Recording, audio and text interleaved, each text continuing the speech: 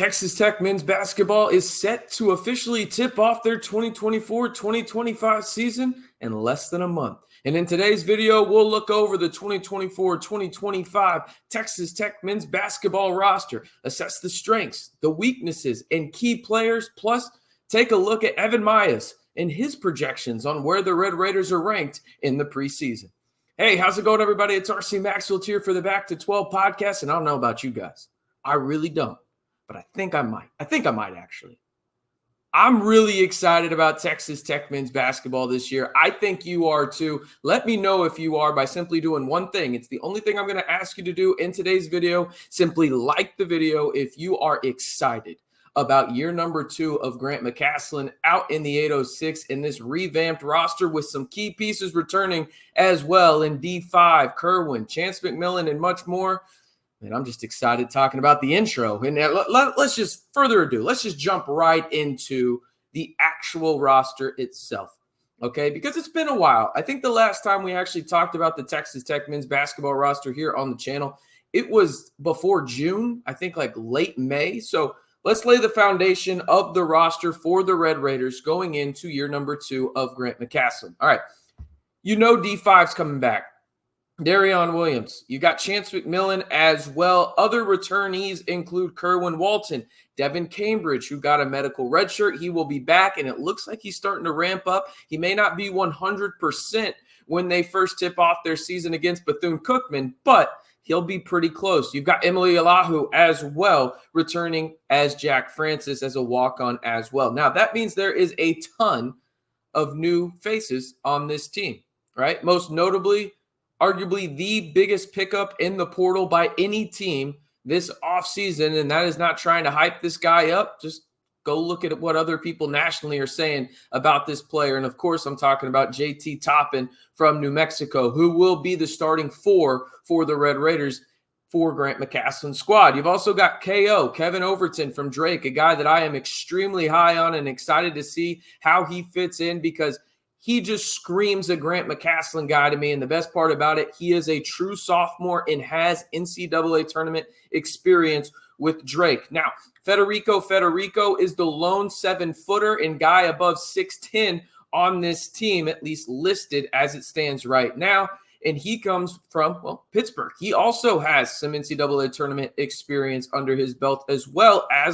The next guy we're going to mention, who is arguably the best passer in all of college basketball, that of point guard Elijah Hawkins from Minnesota, who played in the NCAA tournament while at Howard before transferring to Minnesota a couple years ago. Now, there is one more transfer on this team, and that is the way of a walk-on, and it is Corbin Green from Air Force, the Midlothian, Texas native. He was a late addition to the roster, and as it stands right now, from everything that we've gotten in terms of info over at the Scarlet and Black Insider, he will be a walk-on. Now, that means that someone got a scholarship, and that, was Jazz Henderson Jr., another high school guy. The other 2 high school players on this team in terms of coming in from the high school ranks to this Texas Tech roster this year are Leon Horner and 4-star point guard Christian Anderson, who Texas Tech landed late in the process in May. You don't see too many guys that were ranked as high as the top 100 of this past class not committed by that time. Christian Anderson was, and the Red Raiders got him to commit to the Scarlet and Black. Now, before I get into the strengths and weaknesses aspect of it, I kind of want to give my way too early starting lineup, and I get it. It's not way too early in the sense of, hey, the season starts in about a month, but there's a lot we're going to learn about this team going into their training camp and getting ready for game number 1. I think there's really 4 guys, really 3 actually, now that I think about it, that are clear-cut going to start, and that's Hawkins, D5, and Toppin. Those guys are going to be lineup locks in the starting lineup for the Red Raiders. I also think Fetty is pretty close to that as well. I think they will both start, Toppin and Fetty, that is. And then at shooting guard, I have projected Chance McMillian starting, but don't be surprised if they try and get more length in there and start Kerwin Walton and maybe switch back and forth, or they just allow Chance McMillian to have that role he had last year, which was the sniper off the bench as the 6th man. Now, when it comes to the strengths of this team, they're experienced. And now their class in terms of what they are from an education standpoint may not dictate that, but there's a lot of guys on this team with experience. And now they also have certain skill sets that really stand out. We've already talked about JT Toppin. He is one of the elite rebounders in all of college basketball. He was the Mountain West Freshman of the Year. That's a stud player. You know how the last Mountain West Freshman of the Year worked out for Texas Tech last year. I'm looking at you, D5. And then you've also got guys like Kerwin Walton returning. You've got plenty of shooting alongside him as well. And Chance McMillian, I think people forget D5 shot north of 35% from three as well. You've also got Hawkins, who, as I mentioned, is arguably the best passer in all of college basketball, leading the charge in a heavy, and I mean heavy, pick and roll offense. That's what Grant McCasland is known for. Hawkins is absolutely pivotal for that for the Red Raiders, and a guy that don't be surprised if he's up in the top 2-3 in terms of assists per game for, well, a point guard in the Big 12. Now, one of the weaknesses that I'm looking at is sheer size here from a provenness perspective.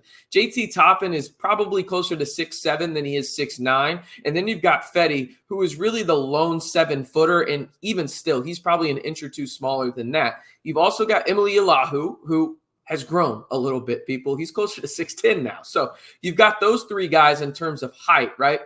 But outside of that, you're asking a lot of Devin Cambridge of the world, D5s of the world. And I'm not saying this is a dying circumstance in terms of a weakness, right, for the Red Raiders. But I'm interested to see, because remember last year, rebounding and really that physicality down low in the paint was an issue, specifically against North Carolina State in the NCAA tournament. Now, I get it. They were the Cinderella. I understand. But that was interesting to me in terms of they didn't address and get one more big. I would perceive that as a weakness going into the season, but one that they could quickly make me look a fool later on if they really do have an early impact against good competition, the A&Ms of the world, not the Northwestern states, right? Like, you got to see this against good competition.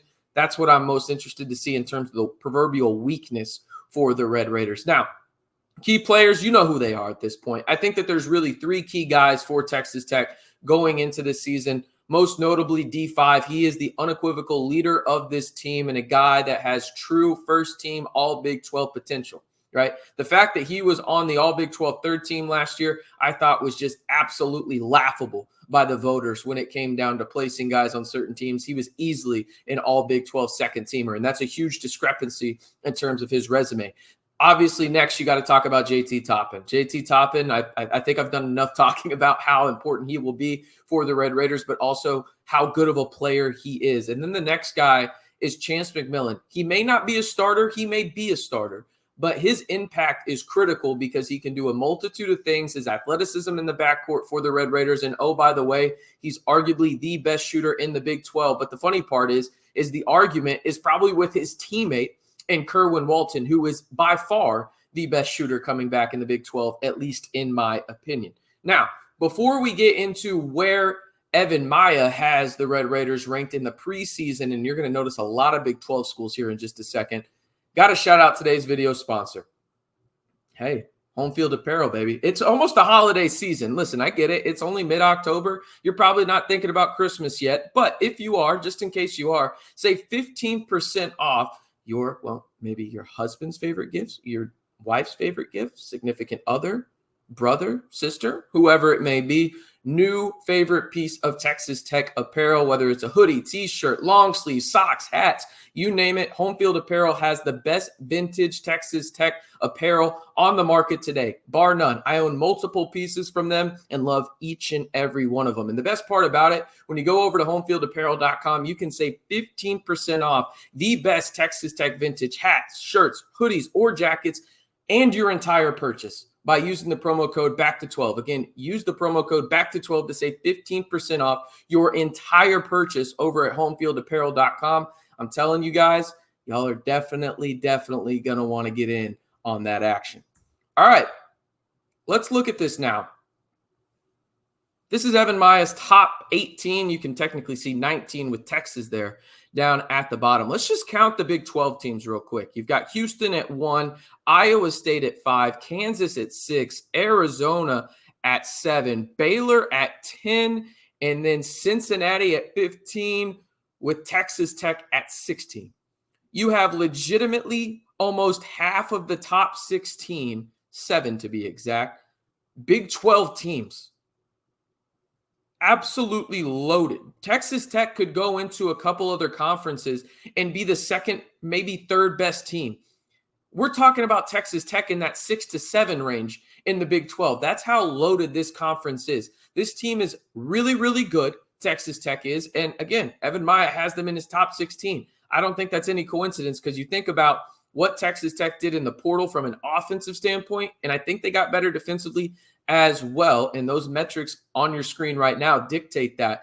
Overall, I know the question was, are the Red Raiders a top 25 team in the country? Unequivocal, yes. I think more of the question should be, are the Red Raiders a top 15 team in the country? Because if I look at that roster, and obviously a couple of bounces have to go your way here or there, and you have to stay healthy, right? Texas Tech has a true chance to be a second weekend team. And as we all know in the NCAA tournament, once you get to the second weekend, damn near anything can happen. Your bracket's busted by that point. Mine sure as hell is. So that's the thing. This team is uber talented. They have the skill set. And the best part about it, in at least my estimation, they have a proven coach who can get the absolute most out of his roster every year, period. And that's obviously Grant McCasland. So again, are the Red Raiders a top 25 team in the country? Yes, an unequivocal yes. I think we should probably think more of, are the Red Raiders a top 15 team? And again, I understand that the preseason rankings don't mean anything. I'm more talking about what the expectations should be for this team if they stay healthy and have a couple of bounces go their way, because inevitably they're going to need them just like any team is. But the Red Raiders are talented enough to be a second weekend team and are definitely in the conversation to be a top 15 team nationally. All right. If that doesn't get you excited about Texas Tech men's basketball, I don't know what the hell will at this point. I'm excited. I hope you are as well. And if you are excited, be sure to like the video. And while you're down there, you might as well hit that subscribe button, people. We'll be giving you daily videos on Texas Tech football or Texas Tech men's basketball. Man. And hey, if you want to join the largest group of Texas Tech fans here on YouTube, what better time than now? You're about to have football and men's basketball. And the best part about this channel, it's 100% free. So be sure to like the video, hit that subscribe button, and turn on that notification bell to join the Back to 12 squad today.